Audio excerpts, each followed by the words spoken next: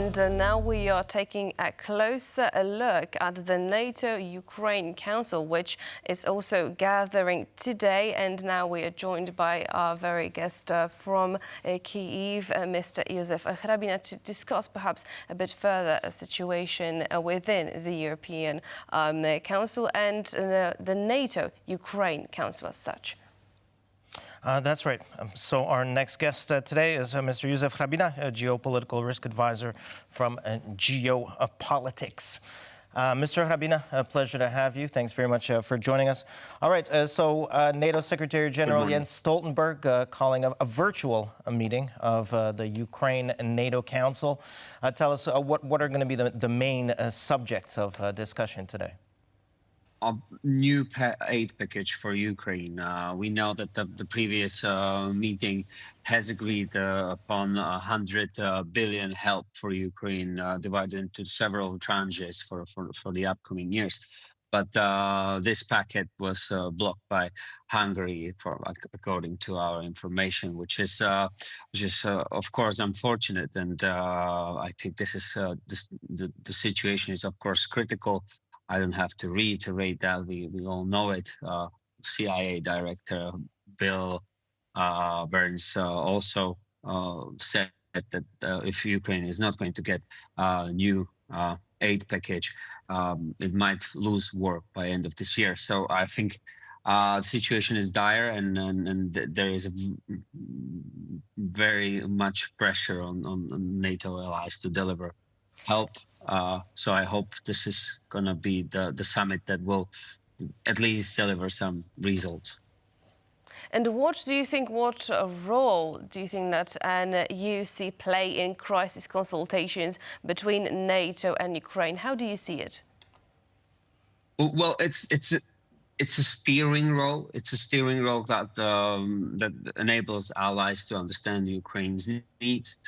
And enables Ukrainian president or Ukrainian officials to address the NATO allies. And this council, well, most of the military aid is coordinated via NATO. So this council in particular. So this is the main purpose of its existence. That's right, and I believe I've heard news that Ukraine is counting on some Patriot missile batteries. Do you think that those will be delivered? Yes, I'm hearing that too. Let's not get ahead of ourselves, but this is something that is, I think, crucial for the ongoing for the war and protecting Ukrainian cities going forward. Ukraine, I think, needs 7 batteries of Patriots, which if they will get at least half of that, I think we'll be talking about success. These weapon systems are very scarce, very expensive, and they're really hard to. They take a long time to assemble. So let's pray at least for 4. That's right. All right, and another question. I assume you've heard the news of what happened overnight in Iran. Israel, responding to Iran's attack last weekend. Now, I wonder, there's a big vote coming up in the U.S. This weekend regarding the aid package for Ukraine. Do you think that what happened overnight tonight might have some kind of effect on that? The situation in the Middle East is definitely playing in hands of Russia. It's diverging Western attention from something that is existential conflict for us. That's the war in Ukraine, and we're paying attention to Middle East now. We're forced to pay attention to Middle East now. I mean, the situation there is extremely complicated, and it can result in a World War III. And this is something we should keep in mind. It's very, very dangerous situation. Israel, even though unofficially has nuclear weapons, Iran is trying to acquire nuclear weapons. The hostilities between those two countries are really long-term issue. And it seems that both countries now have capabilities to strike one another. And this is very dangerous. Of course, in the whole Middle East is fighting. Let's not forget Yemen and Houthis.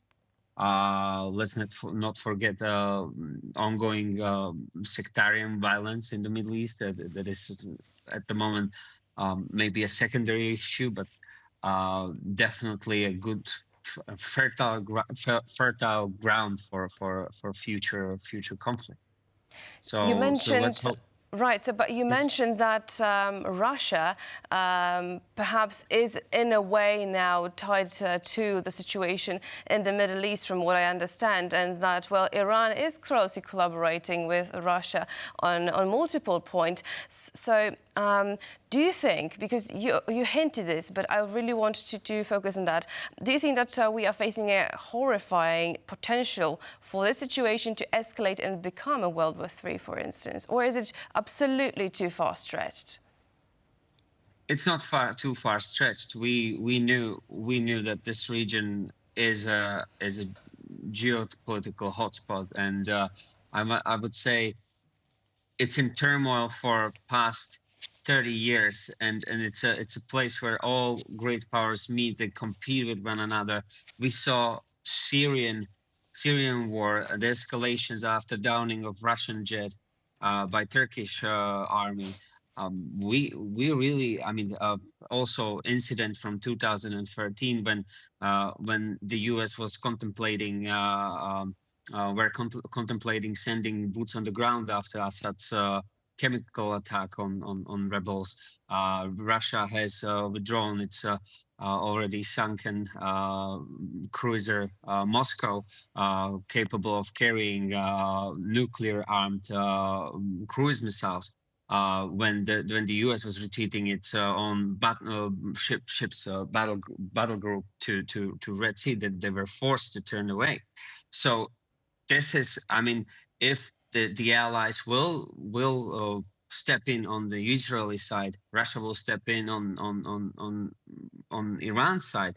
That's and also let's not forget about China, that is a close ally of Iran. So this is a very dangerous situation, and I would say that the most